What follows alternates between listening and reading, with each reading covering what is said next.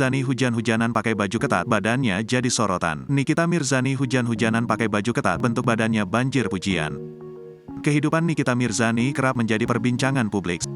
Setelah beberapa waktu lalu menjalani operasi plastik, mantan istri Antonio Dedola ini kini kembali beraktivitas seperti biasa.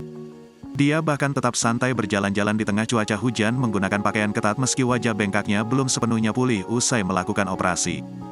Hai, a day in my life. Seharian bersama Nikita Mirzani. Mau tahu ngapain aja? Yuk ikutin, ujar Nikita Mirzani di TikToknya, dikutip Selasa, tanggal 11 Juli tahun 2023.